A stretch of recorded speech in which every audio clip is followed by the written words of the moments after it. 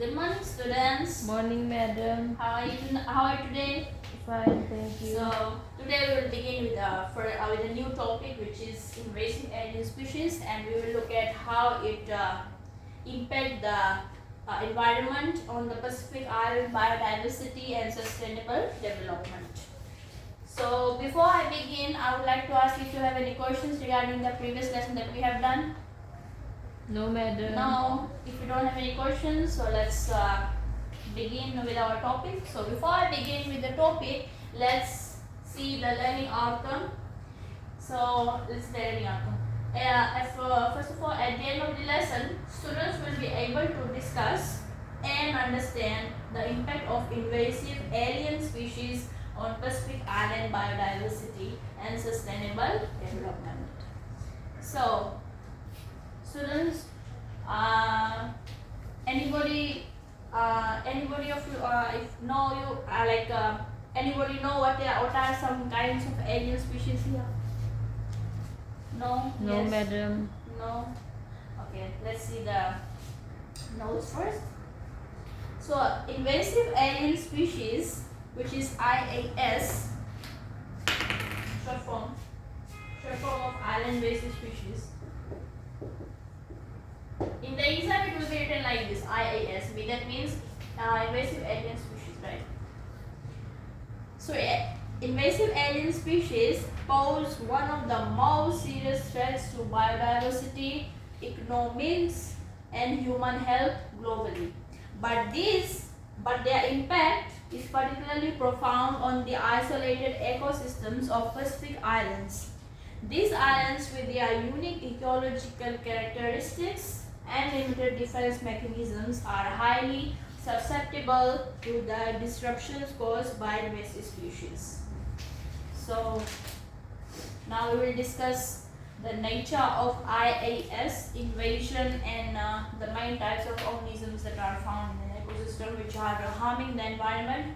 That's why it is called an invasive alien species. Right? So let's see the notes. Everybody. Invasive alien species are characterized by the introduction and subsequent rapid spread of non-native species that outcompete, prey on, or otherwise disrupt. These alien species prey on other organisms that affects their environment, their habitats, their ecosystems. If these alien invasive species they continue to harm the environment, then it can cause a big impact, big drastic damage to the environment, right? So let's see the notes. The types of organisms that typically invade, that means invade means that harms or damages the environment, include plants, animals, and pathogens, each contributing uniquely to the ecological imbalance. In the plant kingdom, species such as Miconia, there is a plant kingdom.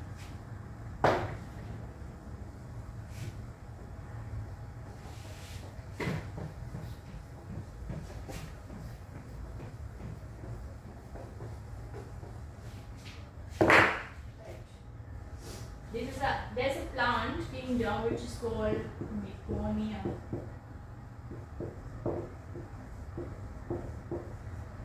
Plant kingdom. One plant called Miconia. This is a type of plant which causes very harmful and have really damaged the ecosystems. Miconia. It's a type of invasive plant species found in the jungle, found in an ecosystem like upper hills, hilly areas, hilly lands. So species such as Miconia have wreaked havoc on island ecosystems. Originally introduced as an ornamental plant, it is also called an ornamental plant.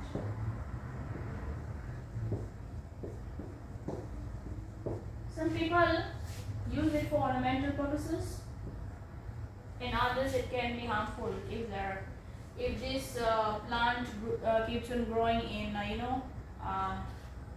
in the areas that people are not taking care of, right? So it's originally introduced as an ornamental plant in Tahiti. This plant is in Tahiti, are found in Tahiti, shading our native flora and changing soil composition. Similarly, the African tulip tree. African tulip also is a type of tulip. It is a type of plant that causes disruption, if not in the jungle areas, if not cared by humans. It can it can grow in a wild plant that can damage the environment. African tulip has invaded forest. It found on forests, displacing native species and reducing biodiversity. Animals also play an important role in these invasions. Like now we will see animal kingdom. In animal kingdom, there is one animal called brown tree snake. Brown tree snake in Guam. This snake is found in Guam area. In Guam, it's a country. This tree snake is a notorious example, having caused the extinction of several native bird species. So this brown tree snake relies on and preys on other species such as native birds, right? It preys on native birds. So this is a really rare kind of snake. It's found in Guam, and this is really notorious. That means causing a lot of problems. Likewise, the Polynesian rat, like some of the type of breed is rat, has disrupted ecosystems by preying on birds' egg and seedlings, thereby hindering natural regeneration processes. Pathogens such as, now we are going to on pathogens. In pathogens, we find banana bunchito virus. Banana bunchito virus. It's a type of disease that are found. And pests like little fire ant. Fire ant is another type of pathogens. Fire ants. These pathogens present additional threats and affecting both agriculture and native species. These are some examples of organisms that are found in nature and are causing harmful and destructive damages in the environment, and some of them are for ornamental purposes and to use as they are agriculture things for agriculture purposes. Now we will look at how IAS arrive, how the invasive alien species arrive here in our country, like other countries it can be. So let's look at the notes. Invasive alien species often arrive through human activities such as shipping, trade,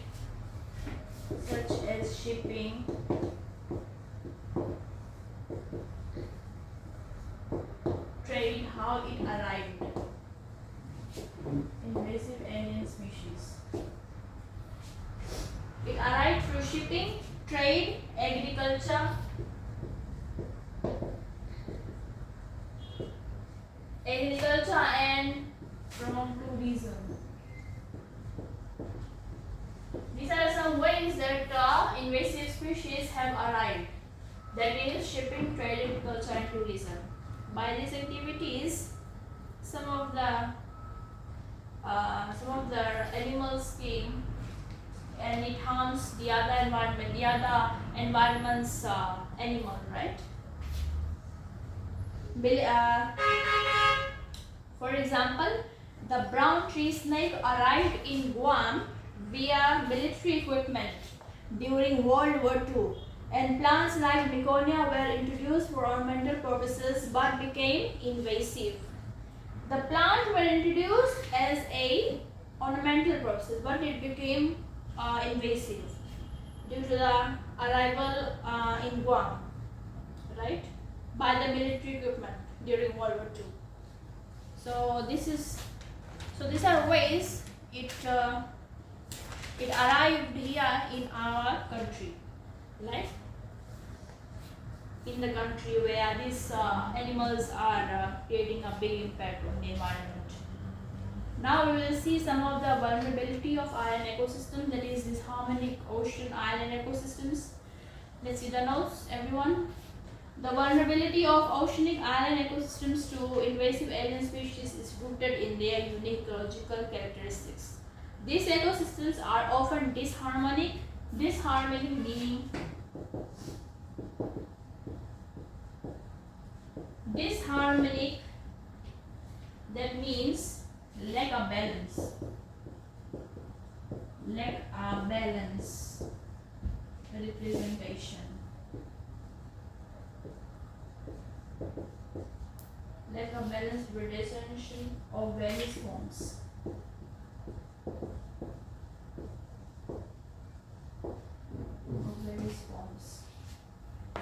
Found in continental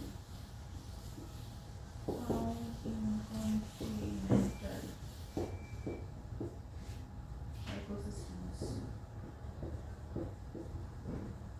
You can jot this down if you don't know the meaning of this disharmony, everyone. So these ecosystems are often disharmonic, meaning they lack a balanced representation of various forms found on continental ecosystems. Native species on islands have changed in isolation, often without natural predators or competitors, leading to a delicate ecological balance. When IAS, meaning invasive alien species, introduced, they can rapidly disrupt this balance, meaning they can harm the environment. Native species having changed without the pressures of predation or competition from these invaders often lack the necessary defenses to cope. This makes islands particularly susceptible to the biodiversity loss, as evidenced by the local extinctions caused by the brown tree snake in Guam. When this, like for example, the brown tree snake arrives here, it can cause a lot of disruptions that necessary defense to unable to cope. Right, the people of that area cannot be able to cope because it will drastically increase in that particular area, right? As evident by the local extinctions caused by the brown tree snake in Guam, island species also typically have small population sizes. The brown tree snake in Guam has a small population size. They have a small population. These are some of the characteristics, making them more vulnerable to extinction pressures from invasive alien species. Habitat fragmentation on islands further has an issue, as this limited availability habitat space can be quickly monopolized by the invasive species, leaving native species with no refuge. So vulnerability and island ecosystems are particularly at risk because they have unique species that change without predators or competitors. Invasive alien species can quickly disrupt this fragile system, leading to the extinction of native species and loss of biodiversity. So they can't, if they will come into another country and adapt to that lifestyle, to that change, they cannot, because they are not used to it, right? They are not used to that change because they are from other countries and they can adapt to the environment, the adaptation of the environment, climate change, climate. So they can become extinct and harm the native species in that country. So now we will look at some negative impacts of IAS, invasive alien species. Let's see some of the negative impacts. What are some negative impacts of IAS?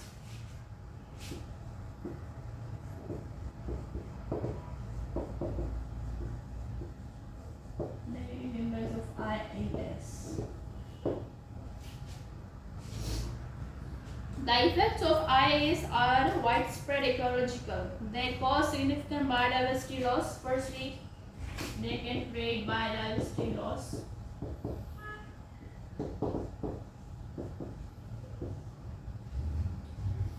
They can create biodiversity loss, and economically they can damage agriculture, fisheries, right? Damage agriculture, fisheries, etc. Economically, this can be written as economically. It can, if in the exam it asks name some negative impacts of IAS that are harming economically, then you can just write damage agriculture, fisheries, etc. Right? Biodiversity loss, you can write like this, and also tourism. So it is all coming under economically. How it impacts economically? It can impact, damage agriculture, fisheries, tourism, etc. Right? You can write that. Take note of it, class.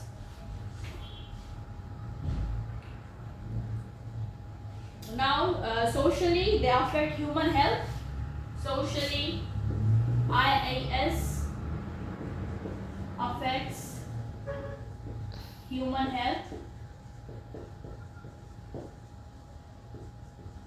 Right? Socially.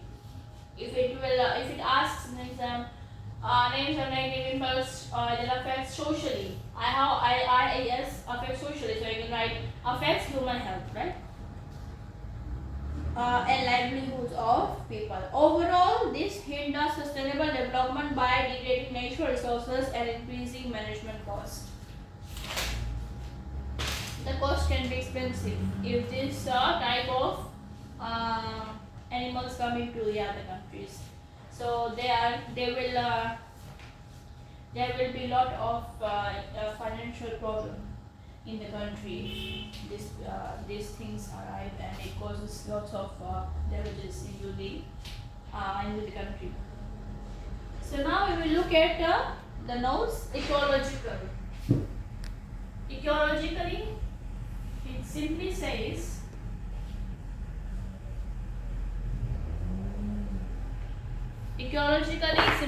IAS cause significant biodiversity loss by our competing, preying or introducing diseases to native species, like for example the brown tree snake in Guam has led to the extinction of nearly all native bird species. Economically, IAS impact agriculture, fisheries and tourism.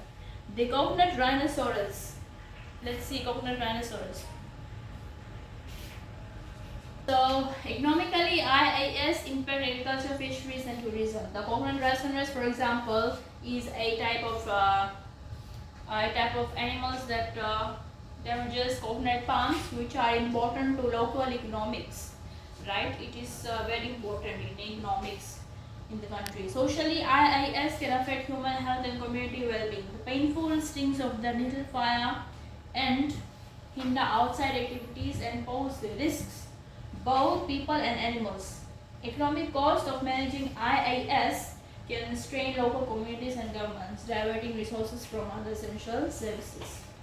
Let's see some of the challenges in controlling IAS. Controlling IAS, invasive alien species, is difficult because due to their rapid spread, the spread of these species is very challenging of early detections and the higher cost and eradication. Limited resources and awareness further complicate efforts while globalization continues to introduce new IAS. Early detection is difficult, and once an IAS is established, eradication can be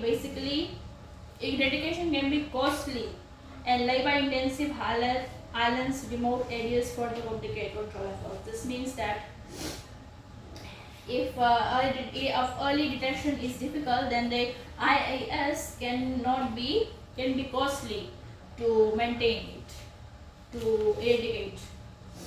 Strategies for prevention and control. To manage IAS, early detection and rapid response systems is important. Public education and awareness is important if you want to control IAS, which is invasive species, right?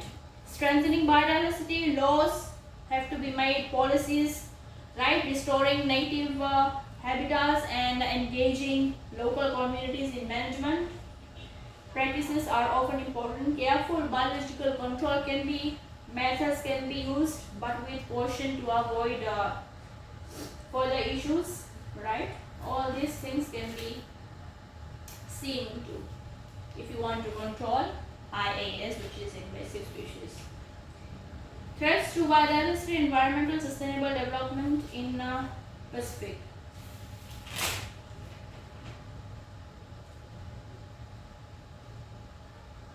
Now we will look at the characteristics of biodiversity.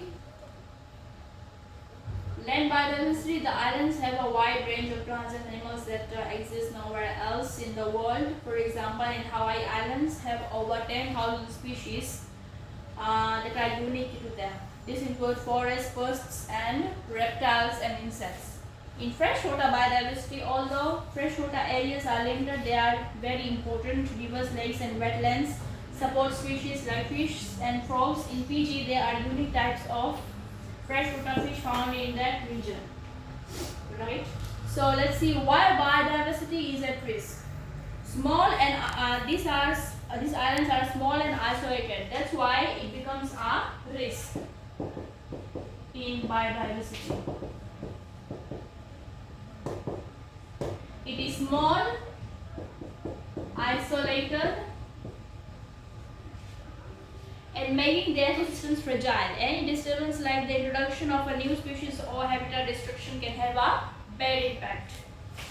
Climate change, rising sea levels, and warmer temperatures are major threats to coral reefs. For example, they are suffering from bleaching due to warmer waters.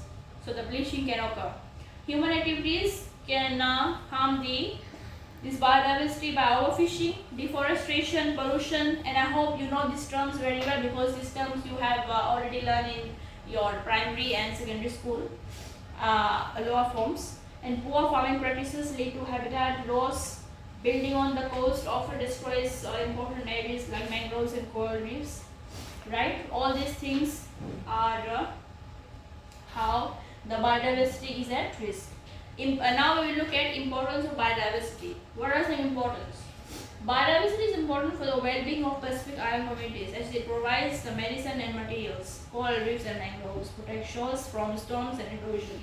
Right? Many cultural traditions are deeply connected to the natural environment.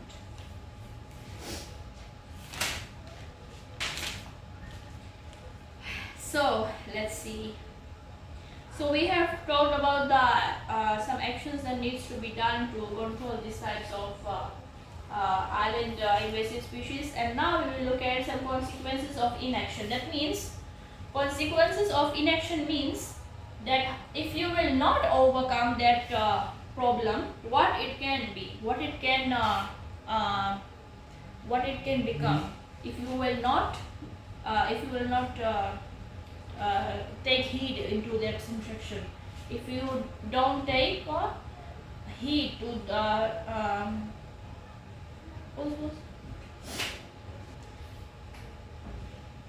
if you will not take heed of, if you will not address these issues, what it can happen, right? If you do not address these threats, the consequences will be severe. Like biodiversity will lead to food and water shortages, economic problems arises, and loss of cultural heritage. More frequent natural disasters will happen in the country, and devastating effects of communities without resilience ecosystems to protect them, right? All these things can happen if these actions, if the action is not taken, right? So to conclude, biodiversity in Pacific Island is a precious resource that supports the well-being of these communities. However, it faces some threats from human activities and climate change. We need to we need to take action at all levels, global, regional, national and local, so that this invasive alien species can be reduced in the country, right? So that was all about today. So any questions, anyone? No, madam. No questions. So we will call it a day. Yes, we'll call it a day. We have learned something today, yes or no?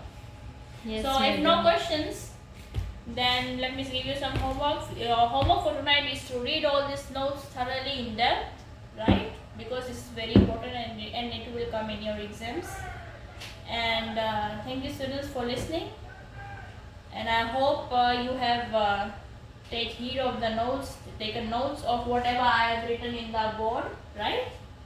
So thank you students for listening and have a great day.